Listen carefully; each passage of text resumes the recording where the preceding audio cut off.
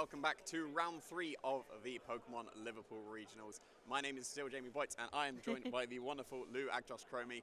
And yeah, we're going to be going into 2 fantastic games here. This is going to be the round where we do have the lunch break, so we're going to be able to feature 2 games from this round 3.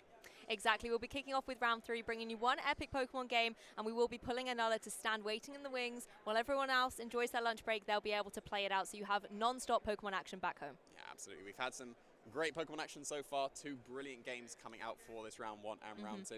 Eric being able to take that to round 1 very, very comfortably. David with just the most accurate Lilligant ever and the most consistent Dragonite with those outrages as well was really, really good to see in that game too. I mean, seeing the Lilligant, remembering Lilligant and Torkoal from VGC 17 series, I think a lot of people have been pretty jealous about the accuracy of that Lilligant with all those sleep powder misses that broke many hearts a couple of years ago in Pokemon Play. One Pokemon I really want to talk about though that was featured was that Dragonite. Now, Dragonite was a Pokemon that I ran in San Diego Regionals only the other week or so ago, but Giovanni Costa was able to pilot it all the way through Top Cut, I believe into the top 8, and he is someone who's always kind of supported Dragonite, and now seeing it doing so well in a format with the Choice Band, being able to terrestrialize into that normal type to be able to get even more damage from that extreme speed. I mean, do you think there's a really strong place at the moment for Dragonite, or do you think there's too many counters with the amount of Ghost Terror types that we're seeing? I think that this has got to be the format for Dragonite, right? It's been good in previous formats. It's never been like outstanding or like very impactful on the meta, but yeah, this is definitely the format for it. The Terra Normal being able to boost those extreme speeds to such high damage outputs, to the fact that you can just one-shot a lot of Pokemon with that Choice Band that is very common on the Dragonites as well. This is definitely the format. We've seen how effective the Choice Band can be. Yes. In previous formats, you've still seen Choice Bands. Back in VGC 17, Choice Band was, I would argue, the most common item still on Dragonites back then. But then it was still just going for Dragon Claws. It was going just for those kind of attacks. It was going for Outrages, apparently, as well. So that was still going to be very effective. And we saw how effective there was no Dragon Resists, apart from the Terra Fairy on the Rotom on Lee's side of the field. So you saw how effective that Choice Band and Outrage can be. But Choice Band Extreme Speed is the move that Dragonite wants to be going for, and it's been very effective in this format so far.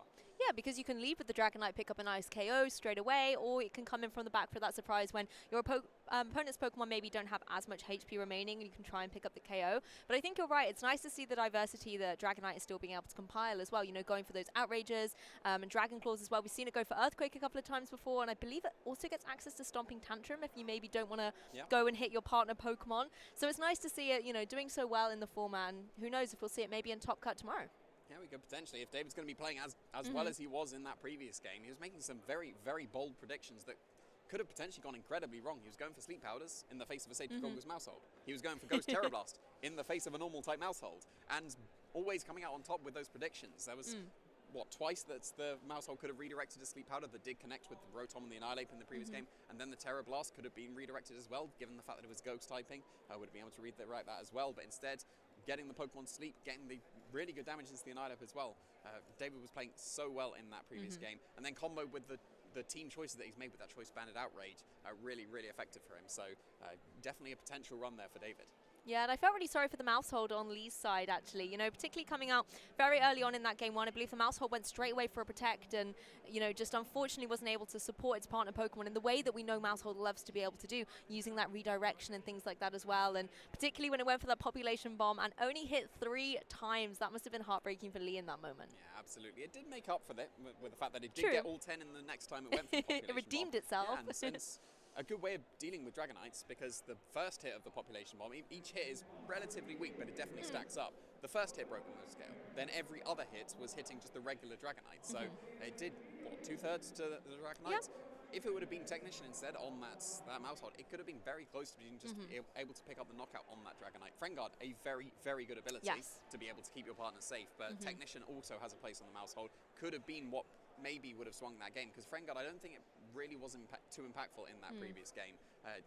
The Annihilape was still maybe 2-shot by the Terra Blast next to it, and when you're getting a critical hit as well, that's not going to save you. But yeah, I think that maybe Technician would have been the way to swing that Mousehold to be more effective in that game. Of course, Friendguards could be very good across the tournaments. Just Yes, in that case that's true. specifically, Technician would have ended up being slightly better, and it does come down to those choices when you are team building. And I've seen players run Mousehold with Technician, but also obviously running that normal Terra type as well, so you can get the extra damage. And instead of having this supportive little mouse partnered up with your Pokemon, you can actually switch on the offensive really nicely. And you can still run some supportive moves, like obviously that Follow Me, bringing in that redirection. That's still very supportive. But I think it's nice when you've got a Pokemon that can actually do both. You know, be able to go for that supportive measure, but also deal out a heavy hit, particularly with such a unique move as Population Bomb. And there's not really a lot that players can do to stop it once it connects. Yeah, you've got Ghost typing. That's about it. That's about it. Yeah. I mean, Steel typing and Rock, you know, as well. Will resist, still does a lot of damage. But I think the fact that there is Terra typing available to be able to make yourself immune / make yourself resist the hits is going to be maybe what is keeping Mousehold slightly on the back foot there. You do have Golden Ghost and Annihilates, the two very popular ghost types that are just immune to the Population Bomb regardless, but they also both want to Terra out of that ghost type. Usually Steel with Golden Go, usually Fire with Annihilates. We're seeing a couple of other choices as well, but usually Fire. And then you are now going to be able to take those Population Bombs. So yeah, it's going to be interesting to see how the meta adapts for that, because Mouseholds can be very effective. It can be very effective in its Friend Guard support role. It can be very effective at just knocking out Pokemon in, I was going to say one shot, in 10 shots. 10 shots, but one action, I suppose you could say. And I'm glad you mentioned the Ghost-type Pokemon as well in Golden Go and Annihilate, because those are two Pokemon that I think very early on in the meta, you know, back when it was still kind of very early on and people were still testing how Series 1 was going to go, those were two Pokemon that a lot of trainers put onto their teams. And we saw Pokemon like Annihilate, for example, going through a lot of changes. A lot of people would slap a Choice Scarf on it, make it really speedy, go for that final Gambit, just pick up a KO. And we've actually seen a meta trend shift to a more bulky, stable version of that Annihilate, where it stays on the field for a little bit longer, maybe goes for a bulk up, able to go for that beat up strategy and get the Rage Fist really, really charged so that it can deal out a lot of damage and actually hang out on the field a little bit longer, as opposed to that quick final Gambit that it would go for thanks to its really high HP stat. Yeah, and the final Gambit's still an entirely viable strategy, still incredibly effective. The fact that it has such high base HP, I think there's maybe 10-ish Pokemon that have a base HP that is higher than Annihilate and would be able to survive the final Gambit if you even invest full HP into your Pokemon to be able to survive that as well. So the fact that it can just take care of an opposing Pokemon very, very consistently means that it is so effective as well. And that was definitely the trend at the start. I think when we were first playing around with the formats, most Annihilates were Choice Scarf, but then when we found out that you could beat up your own Annihilate for that Rage Fist to just be so strong, when you can bulk up so that you're just not really going to be able to be KO'd by opposing Pokemon, because Annihilate still has very respectable bulk as well. Yeah, it's a very flexible Pokemon. It does two things very well, and you have to commit to one. So if you run two Annihilates on your team, I wouldn't be surprised if That's if against the rules, Jamie. We can't run one Annihilate, let alone 6 Annihilate. So what about a Ditto? That could kind of work. That could make that dream come true. Technically could. And Dittos do often carry a Choice Scarf as well, so potentially, although Ditto does have a lot lower base HP, wouldn't be able to make use of the final Gambit. But yeah, Annihilate very, very strong Pokemon in this format, absolutely.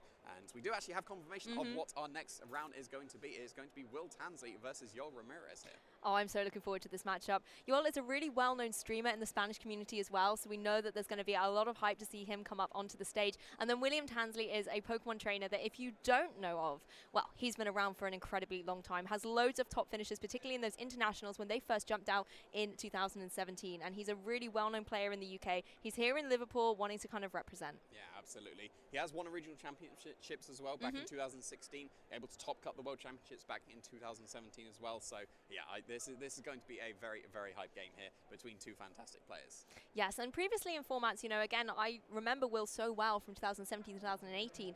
And one thing they always tended to pilot was really sturdy, consistent teams. You know, there weren't any wild firecrackers in there. There were often really consistent Pokemon. And he just knew a way to pilot them so strongly, so consistently. And bringing all that experience and wisdom coming into a whole new game with new Pokemon, new abilities, new items, that's certainly going to be a challenge. Yes, absolutely. Yeah, Will Tansley is definitely a player that goes for what is strong in the meta. Yeah. There are lots of viable strategies for team building. You can go for what is strong. You can go for maybe the niche picks to try and counter what is strong.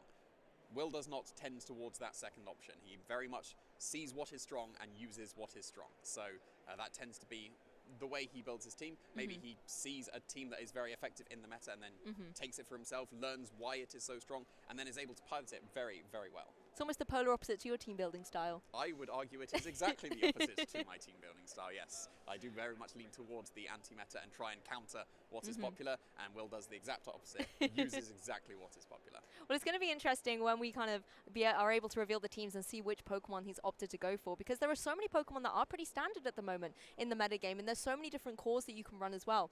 One key thing that I've seen coming into Emergence, and again, I don't know if this is coming up in this particular match, is the return of Weather, because I think Weather kind of stayed at bay a little bit as we first started feeling out Series 1, but particularly at the San Diego Regionals, Rain came back in full force, and I think, you know, previously we were kind of talking about how Rain was going to be the weather type that maybe wasn't going to be as popular, because really you've got Pelipper, and not a lot of people had the support of Pelipper. San Diego has certainly changed that for sure. But there are Pokemon like Tyranitar and Lycanroc that are a really great duo to be able to bring that sand. And obviously we've had the new weather format of Snow replacing Hail, with Abomasnow coming into the fray, being able to be paired up with Chititan and just being able to be really fast and really destructive as well. But Rain has been able to kind of merge itself back in, and I wonder if we're going to see some of that throughout the tournament today as well.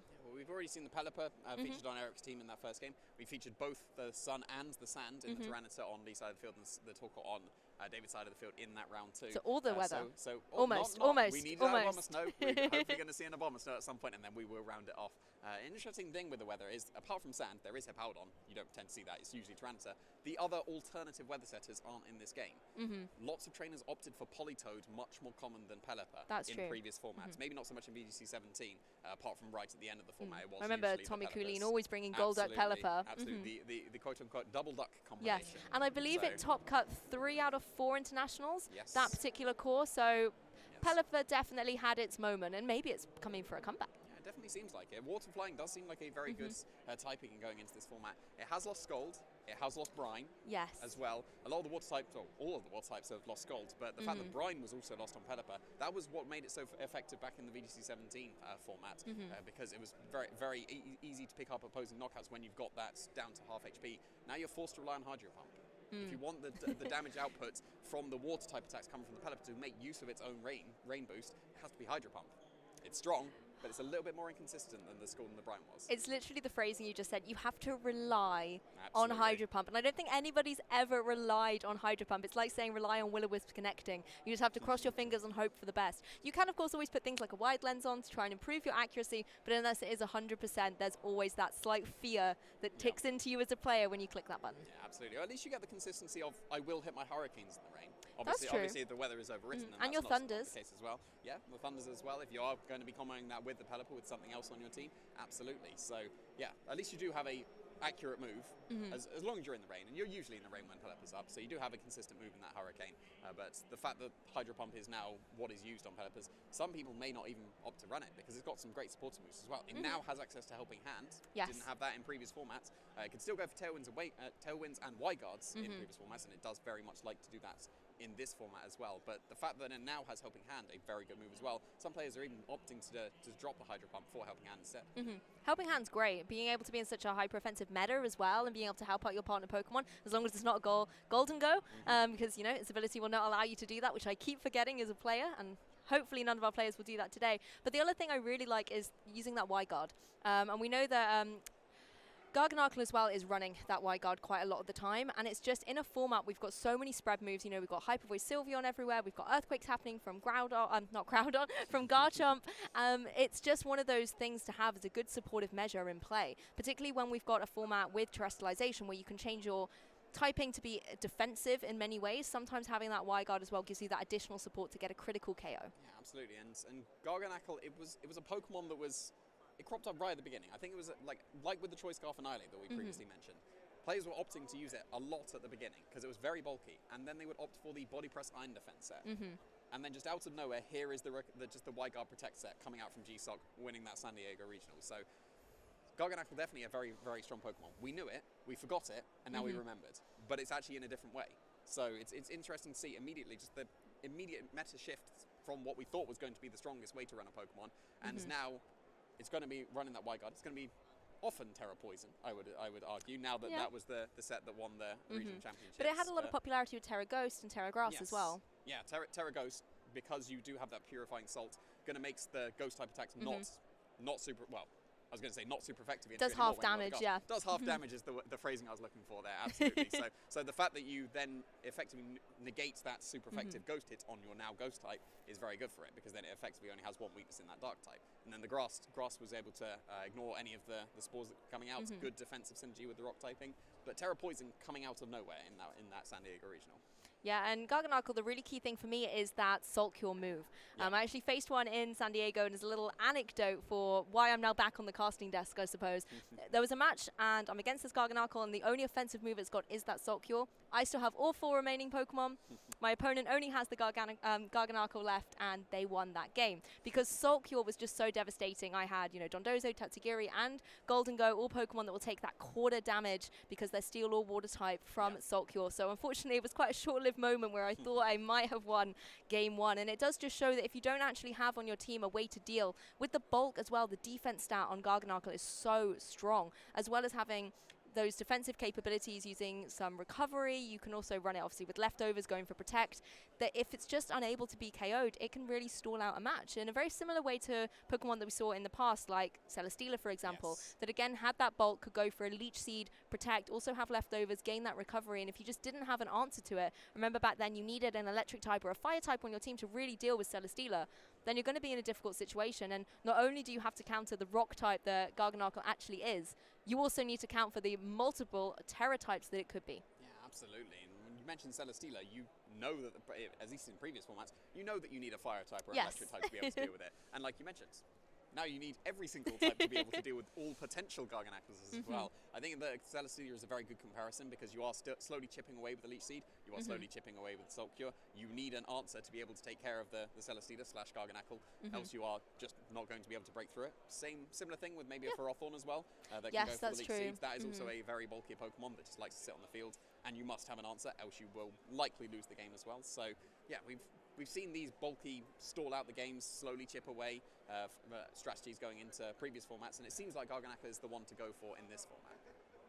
Yeah, it certainly is, and I think that's what's going to be, separating our top players in the tournament, is because, like you said, there's so many different types and situations and Pokemon that you have to really look out for when you're team building, and it is almost impossible to be able to do it all. And I think coming into a tournament, the players who are going to be able to identify the shifts in the meta, who are going to be able to identify where the trends are going, particularly as we change seasons, Series 2 is not far away at this point. The players who are going to be able to identify that and, make those choices, which options do I cut, which ones do I drop for this tournament, are the ones that are going to give themselves an edge in that competition. Of course, you still don't know what it is you're going to face against, and you might be like, there is almost a 0.01% chance that I'm going to face this Pokemon with this Terra type, and it might still happen. But again, those top players will be able to adapt and regain themselves and focus on that match. Yeah, absolutely. You do have to weigh up, do I need a counter to this Pokemon? Exactly. Do I commit to be able to beat this Pokemon, or do I just say, I'm not going to face this in the tournament, it's unlikely? Can't really do that with maybe something like a Dondozo. You can't really ignore that for that Pokemon or some of the other ones, but there is going to be some Pokemon you can somewhat ignore when you are team building, and you can very much focus on what is common in the meta. But then at the same time, if you're focusing on what's common in the meta, and then here come these counters to the meta that weren't expected, you do still need to be able to factor them as much as you can into your team building as well. Yes, and one thing that obviously came into emergence at the start of Series 1 was Murkrow. Because of the way the meta was moving, this Dondozo-Tatsugiri combination just forced people to bring Murkrow, not only because of that priority Tailwind that it could get with its Prankster ability, but being able to go for that Haze as well and just reset all the stats on the field, made Murkrow such a disruptive Pokemon. One thing that we have started to see is people countering this Murkrow, particularly if you are the Dondozo player. You need a Pokemon on your team like Sylveon that's going to be able to go for those pixelated, fairy-typed Hyper Voices and deal with Murkrow, just remove it from the field before you can bring in that Dondozo, and so then it can come in safely, get its boost, and sweep from there. But again, we've had to see changes. Amoonguss running something like Clear Smog has been really good. That's why, again, we've seen a shift in Dondozo Terra typing into Flying type, so we can go for Terra Blast and try and remove that Amoonguss from the field. So all of these little changes, they don't happen by chance. It's because of some analysis on that meta and adjustments defensively that are being made to counter things. Yeah, it's going to be interesting to see how much further we can take this, because there have been so many adaptations already, like you mentioned, even the example of just the Flying type on the Dondozo to hit Amoonguss.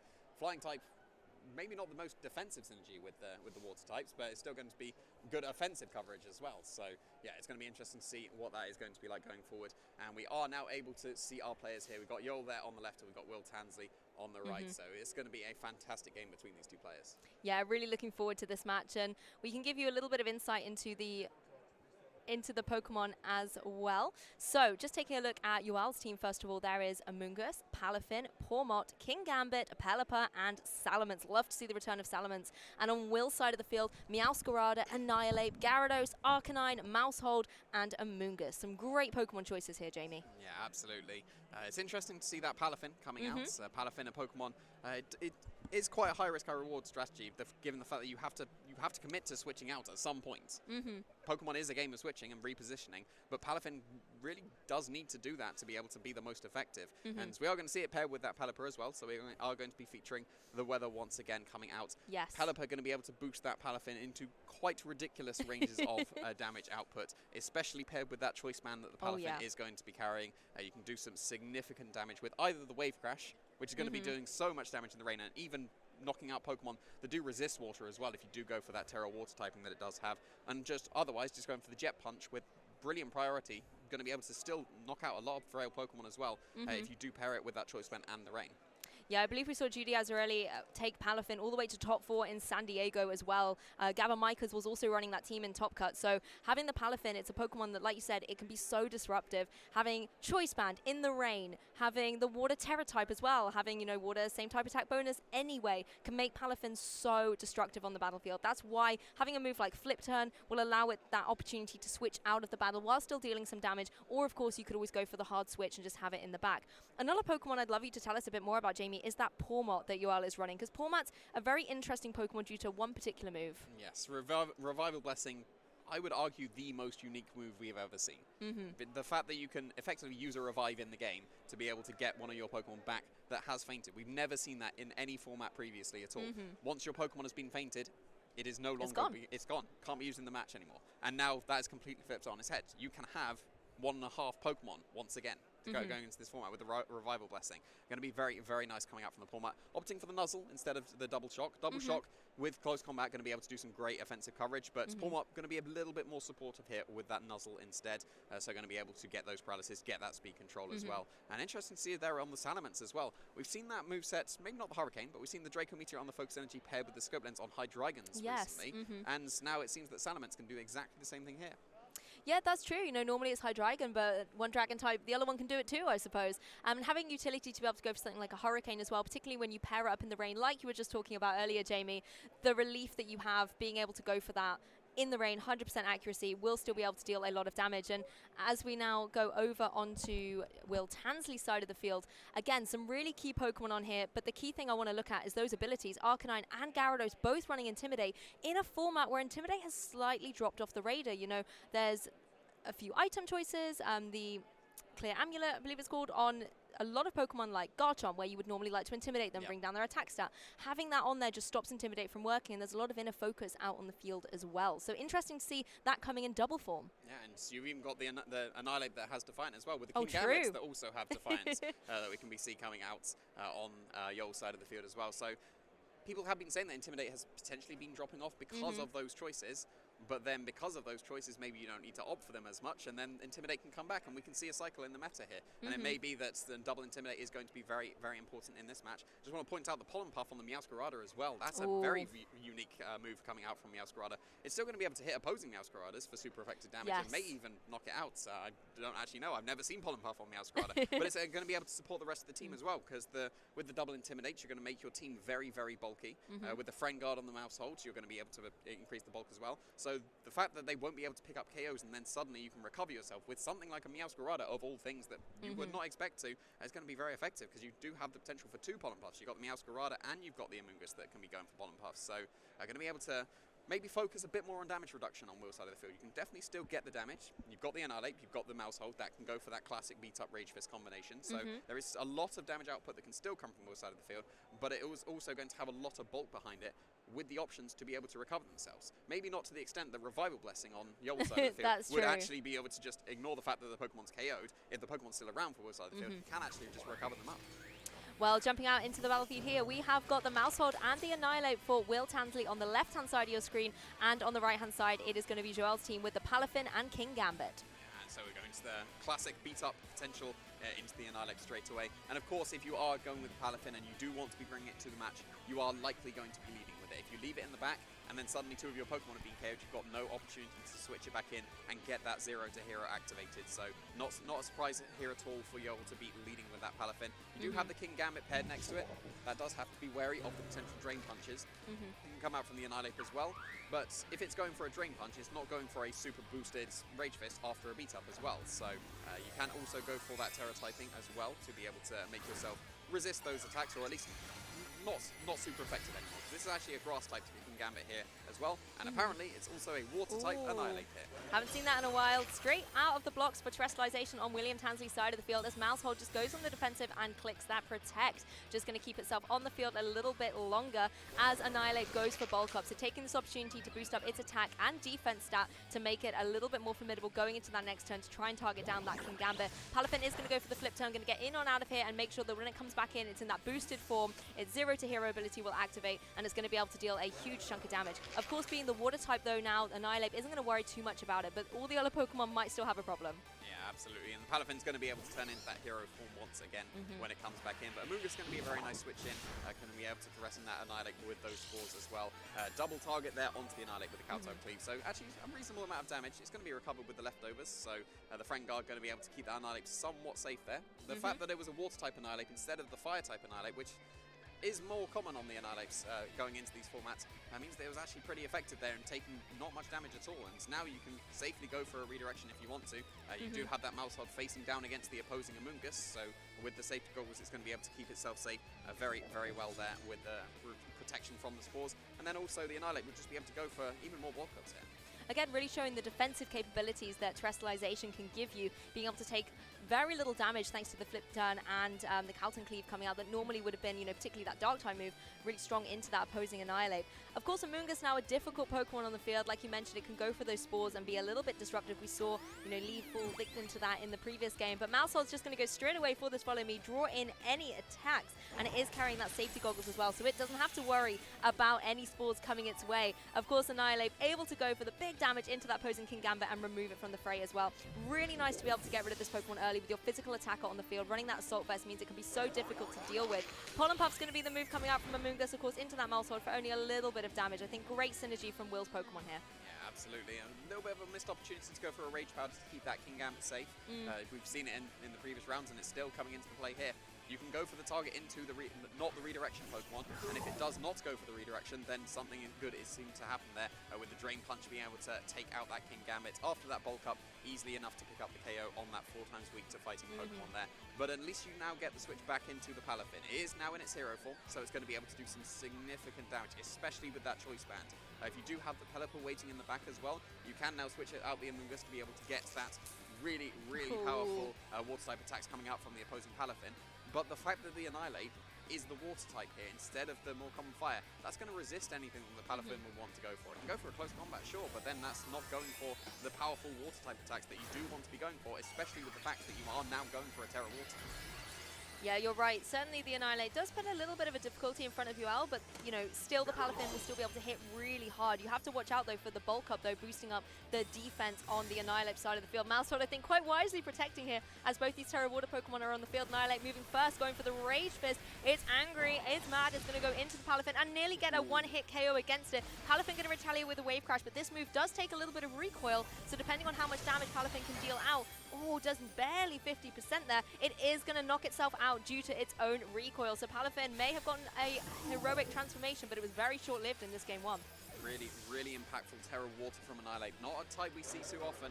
He's going to be put to sleep at least, so the Amoonguss can go for that Spore now because the Mausholds did not click that Follow Me. If it did, it would have just been KO'd to the Wave Crash and then the Spore would have still gone into the Annihilate. Yes. You kind of had to sacrifice your Palafin there. If you didn't go for the Wave Crash, then you're not going to be able to do too much damage. Jet Punch may have been able to KO the Maushold. It was still relatively healthy. The Pelipper was waiting in the back, so now it is going to be joining the field. If that would have switched in for the Amoonguss, you would be able to KO the Maushold with a Jet Punch for sure.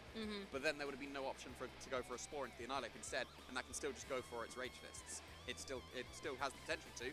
If it does manage to wake up, you've still got the Maushold protecting it with the Friend Guard. You can still redirect any of the spores from the Amoonguss, so that's not going to be very effective here.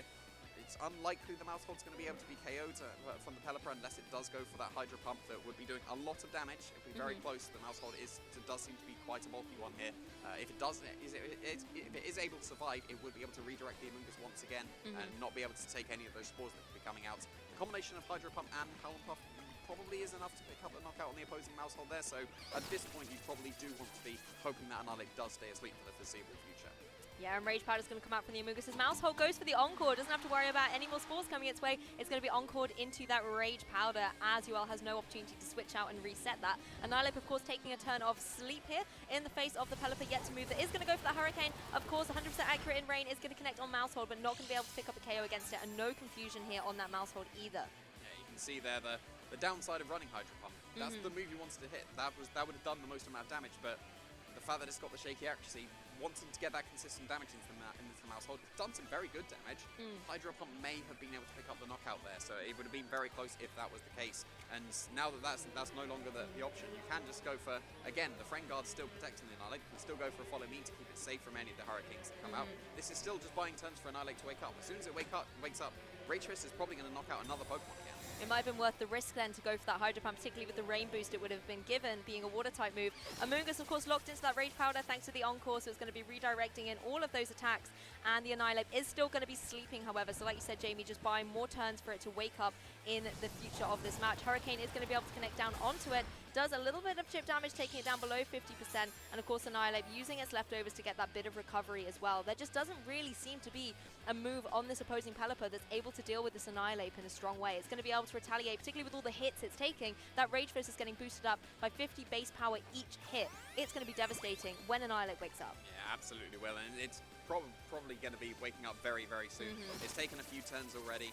Both redirections coming out here. The Mousehold's going to follow me. The Amoonguss has to Rage Powder, but Annihilate now still asleep. Still sleeping. But now it will wake up next turn because it has taken all 3 turns to sleep. And now the Hurricane is going to be able to take care of that Mousehold. But now you've weathered the storm here, effectively. You've weathered the weather of the rain. So now the Annihilate is going to be able to wake up, and now it's guaranteed to wake up. Rage Fist, after all those damage attacks into it, it's going to knock out something. It most likely is going to knock out the Amoonguss. It will almost certainly knock out the Pelipper as well. And you've still got even more redirection to help keep that Annihilate safe. The Amoonguss on Will's side has just joined the field as well. So that's going to keep it at least safe from the Pelipper, not so much from the Amoonguss. So maybe you do target the Amoonguss here with the Rage Fist so that you can take care of that, while the Amoonguss is going to keep the Annihilate completely safe from that Pelipper as well.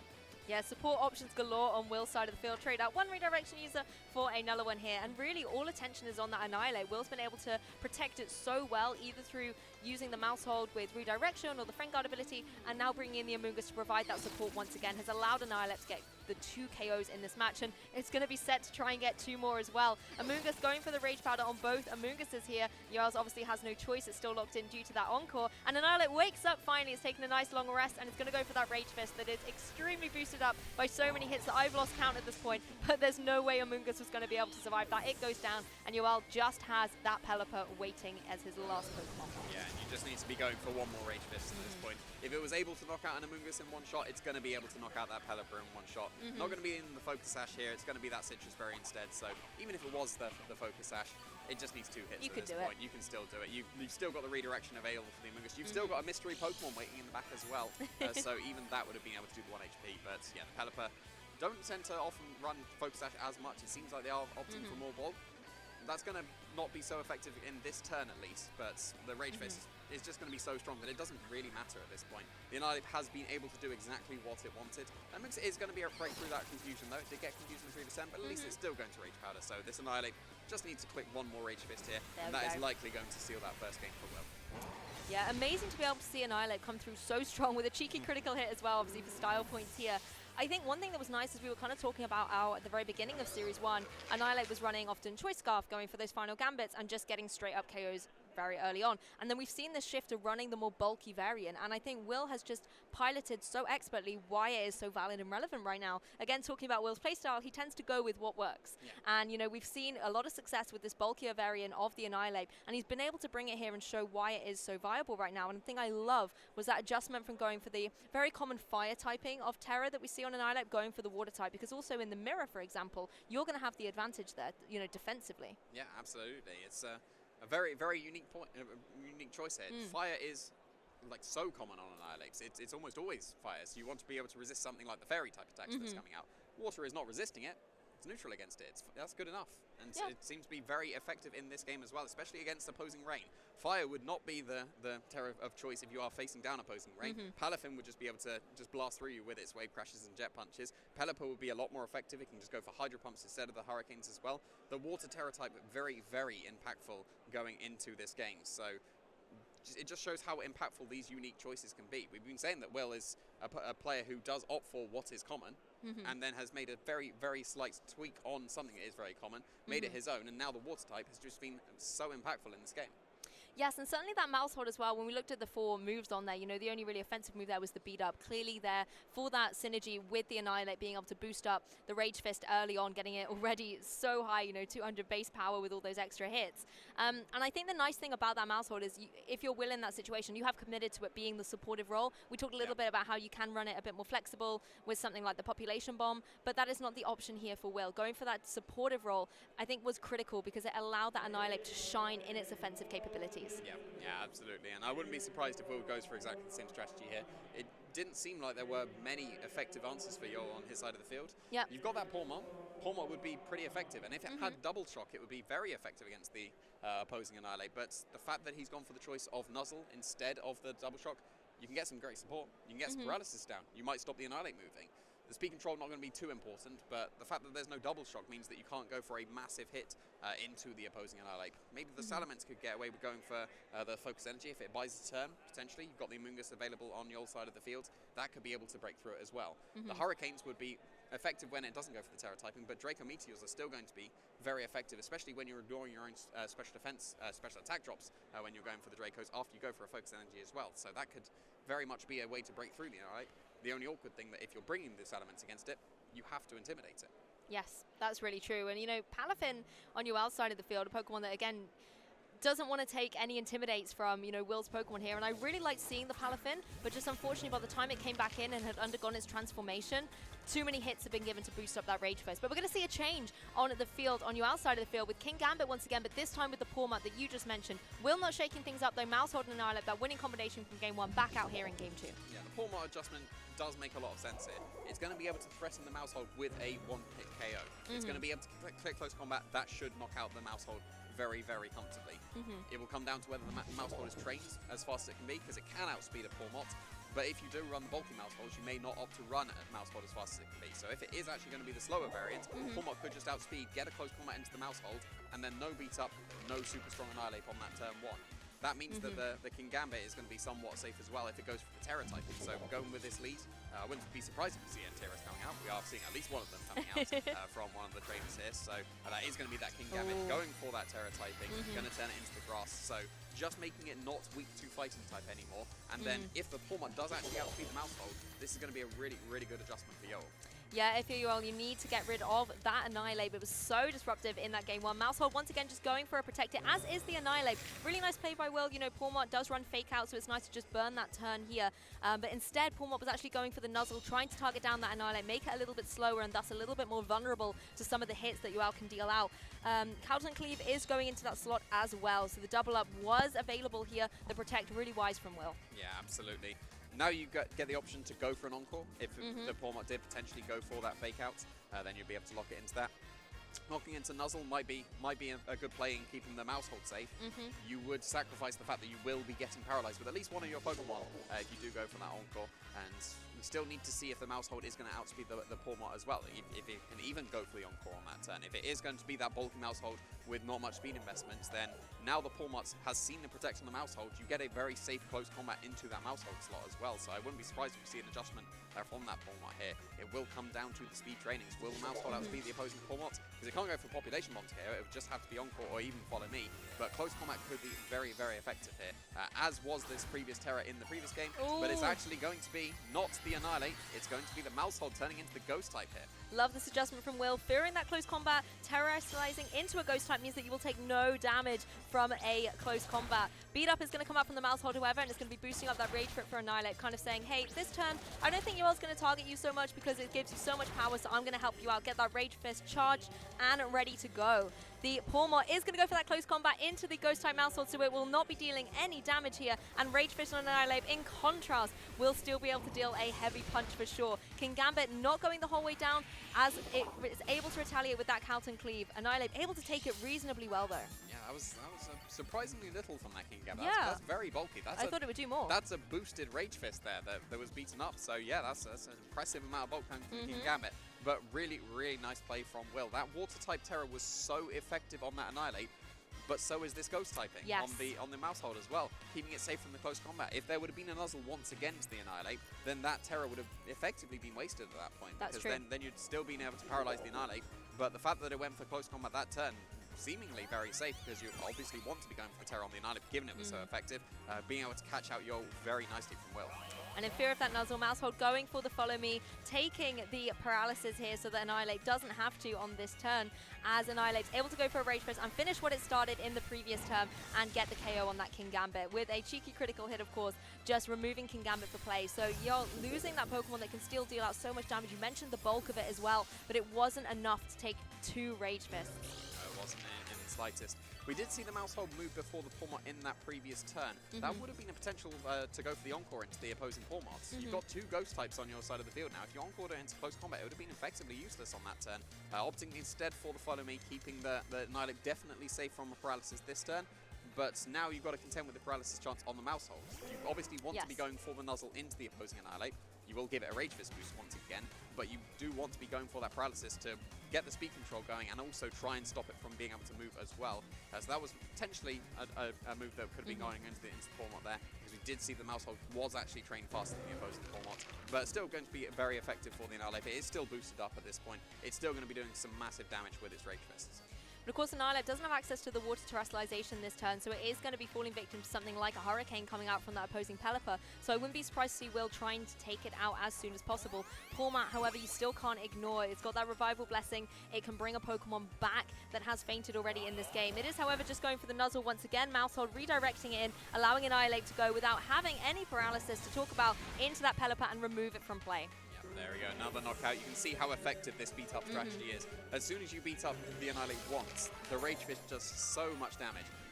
Not enough for a King Gambit KO, but still enough for the KO on the opposing Pelipper. The Annihilate is somewhat getting out of hand at this point. It's about to be intimidated, which is going to boost it even further. So now it's going to be getting that Defiant boost. The Salamence was the adjustment that was made from Yoel. Going to be quite effective at being able to deal with the Annihilate, given the fact that it ignores the bulk up boost because it's a special attacker and can be boosting itself with the focus energies to get those critical hits. But the Mousehold is still on the field. The fact that it went for that Terror type means that the Pawmot could not KO that Mousehold. It's just slowly nuzzling away. You've got to really hope that the paralysis comes into play so that you can get the nuzzle into the opposing Annihilate, because otherwise the Pawmot is effectively useless here. It's going to have to probably go for a Revival Blessing to make some use of this turn.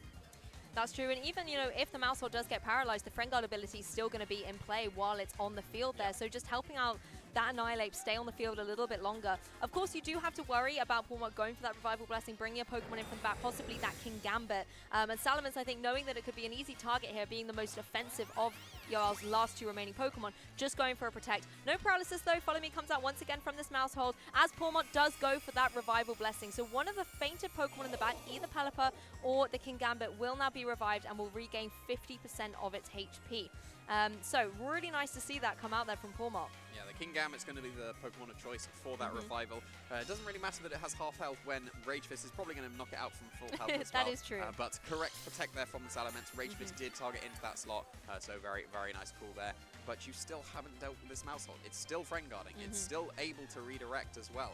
And now you can just go for a Rage Fist somewhat comfortably into that Salamence slot. You know that they've just committed to Protect. They'd have to go for that risky double Protect if they want to keep that slot safe as well. King Gambit probably even wouldn't be a switching at this point, because it's only got half health. It would technically resist the Rage Fist, but at half health it's probably even being KO'd. We saw how much it did to the opposing King Gambit when it was just the grass type at neutral, and Annihilate's taken another hit here, so the Rage Fist is even stronger. Once again, Mousehold going paralysis. I haven't got any. I'm just going to bring a Nulla Follow Me into play. Nuzzle is once again going to connect into Mousehold, doing such minimal chip damage. Hurricane, on the other hand, will be able to get the KO with that critical hit. So Mousehold is finally KO'd. A sigh of relief for Yoel, but the issue is Annihilate is still able to move here and go for some devastating damage with something like that Rage Fist. Going to be connecting down onto that opposing Salamence. And look at that, a one-hit KO. Salamence didn't stand a chance. Of course, Yoel doesn't have just the Pawmot. That King Gambit can now come back in, but there's really very little that can be done to stop this Annihilate. If you are the Pawmot, though, you can now finally go for a nuzzle into it, unless there's an Amoonguss. Yeah, I was going to say that's got to be the way back into the game. We've seen this before. Try and get the prize. We saw it in game 1. It was very effective. Just keep that Annihilate safe, get both of your support Pokemon, beat it up on that turn 1, and then you can just redirect basically for the rest of the game. Now that Amoonguss is going to start keeping that Annihilate safe from the Pawmot Nuzzle. We've already seen that the King Gambit is going to be in range of any of the attacks that will want to be launched into that slot as well. So there doesn't seem to be too much that can be done at this point. The Pawmot and the King Gambit both don't carry Protect. At least the Pawmot's Focus Sash, so if you do target it with the Annihilate that turn, then you'll survive with both Pokemon. But the fact that the King Gambit can't Terra anymore and it doesn't have Protect means it's also a very safe Drain Punch into that slot as well. Yeah, that's the one downside of Assault Vest. You can't go for those status types moves, so there's no point even putting Protect on your King Gambit here. It's going to be sitting very vulnerable. Amoonguss, of course, takes the Nuzzle as Rage Fist will come out from the Annihilate that's been protected by that Rage Powder. It's going to connect down into the Pawmot, however, take it all the way down to its Focus Sash. It's going to be able to keep Yoel's hopes alive here because he does still have 2 Pokemon here. Outside does reasonable damage to the opposing Amoonguss, but now that the Amoonguss is paralyzed, it could get fully paralyzed.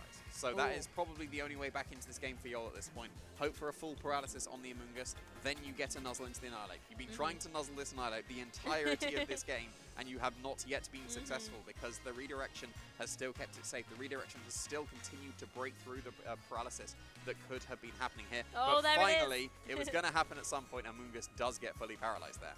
I mean, the thing is, Annihilate is now obviously going to have to take the Nuzzle, but all Will needs to do is get rid of that King Gambit, because then there's really nothing that the opposing Pawmot can do. It can't hit it with Fake Out or Close Combat due to its Ghost typing that it's still got at this point, and it would really just have to Nuzzle it into its fainted state. Drain Punch as well is going to be able to deal with that King Gambit nice and easily, as well as get a little bit HP recovery. So unless all the paralyses go Pawmot's way and it can just Nuzzle and Nuzzle until, you know, eventually PP runs out, and then it can maybe try and find a way around it, it looks like Will has been able to win this game too. I don't think it can even break through the Annihilate with the moveset it has as well. Close combat is the way of doing damage, and that's an opposing Ghost type. So even if there were all the paralysis, then breaking, you can see there, the Nuzzle is just really not, it's probably even recovering more with leftovers. So the Annihilate's going to break through the paralysis, finish off this game nice and quickly, and take that set for Will. Yeah, very commanding victory there for Will, using that Annihilate and supporting it so masterfully in order to be able to take victory in a 2-0 set. Amazing to see the Pawmot come through for Yoel, though. Really nice to be able to feature that on the broadcast. But the one downside of Revival Blessing, it just only has 1 point of, you know, use. You can only use it once in a game. So just unfortunately, once you've used it, that's it. There's no more reviving any Pokemon in the back. Yeah, absolutely. I think there was 2 masterful Terra types there coming out from Will's side of the field. The Water type was just a really unique choice, because given the fact it's been fire so often, catching the Rain Mode, the Palafin, the Pelipper, effectively useless against that Water type on the Annihilate, that it usually would have been so effective against, given that it was normally going to be a fire typing. So really nice choice of Terra on that Annihilate, and then a brilliant defensive one in that game too. That Mousehole going for the Ghost type Terra, catching that close combat. If it caught the Nuzzle, then, you know, it's still getting paralyzed, but the fact that it caught the close combat that turn, that just freed up an entire turn for that Annihilate. It had already been beaten up, so it was going to be able to get off the powerful attacks, and then it was not taking too much damage thanks to that Friend Guard. So yeah, just 2 really, really effective Terra types for Will in that game. Yeah, I completely agree. And one thing that I really loved is that Terra Water on the Annihilate forced Yoel to adapt going into that game too. You know, bringing all those Water type Pokemon that you've just talked about really were not very effective against that Annihilate, so forcing to go on the switch here, bring a few different Pokemon, bring that Pawmot for example, and then having Mousehole just go for that Ghost Terra as well, does just show how nice a flexibility of Terras within a team can be depending on what match you face in Team Preview. And one thing that I really loved from Will's playing there was showing exactly why on a team you need that nice balance of supportive and defensive capabilities as well as offensive modes as well. Yeah, absolutely. Going to be able to make use of the redirection really effectively, but double redirection there, because the strategy was Annihilate. Annihilate was the Pokemon that was doing the damage. We didn't see any beat-ups into the opposing side of the field. We just saw Rage Powders from Amoonguss. Annihilate got 8 KOs in that game. It did amazing. It did 800% of the damage across the 100% that it could have done. So it has earned its lunch break, Jamie. Absolutely, yes. It was very effective there. And seeing how committing to one strategy can be very effective. Given the fact that the Annihilate was the Water type, it meant that there wasn't really any answer on Yoel's side of the field. The Pawmot could have been an answer, but it had Nuzzle instead of Double Shock, so it wasn't able to do that damage that it could have done. And even if it could have done, then Double Shock only has 1 shot as well, unless you do go for that Terra Electric. So yeah, it's And I think that just the fact that the Annihilate was water, very uncommon, but very effective in this game. And I don't think we actually saw Will's fourth Pokemon come think out we did. onto the field. We got the privilege of seeing it from our perspective, but he never needed to actually bring it in games 1 or game 2. So really commanding victory for him, and we will be grabbing him, Will Tansley, for a very short interview very soon. So don't go anywhere, trainers.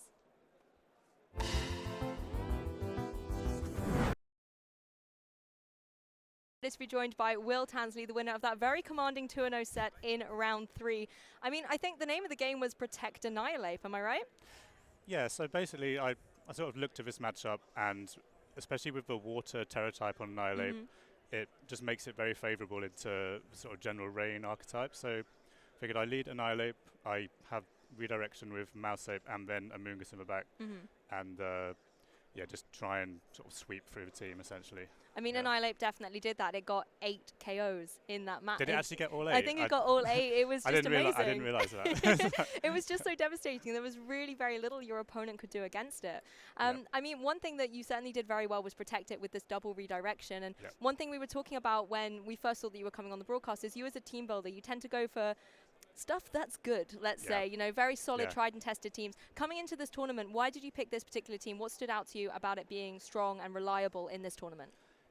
I think that just Mousehold and Annihilate in general is a very consistent sort of archetype. So if you position correctly, you sort of reach situations where it's very hard to lose the game, like even if you make a mistake on one turn.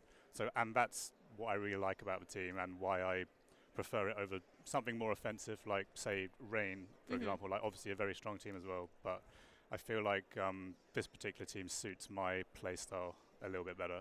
Yeah, and in team preview, you just said to me now, you know, you're quite confident with the matchup. What were your thoughts going into it, particularly when you're coming up against a more interesting Pokemon like Pawmat with that Revival Blessing? Is that something you've got to play around? Yeah, so Pawmat was the sort of difference to what I prepared against.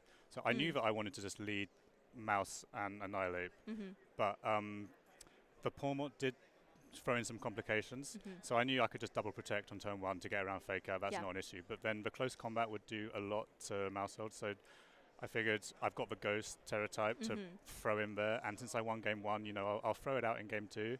And if they read it and say go for Nuzzle and attack onto 8, then, you know, whatever I can play. And if I lose, then I've got game 3. But if I get it right, then I might just win game 2 on the spot, which is what happens. So yeah, it really worked out quite well. It was an amazing turn to see, particularly when in game 1 that Terra water type on the Annihilate had been so dominant and so strong for you defensively. Switching it into that Ghost type for game 2 was really effective and showed the flexibility of your team well. Obviously, Terra type is a new thing coming into this new format, and you are a veteran player.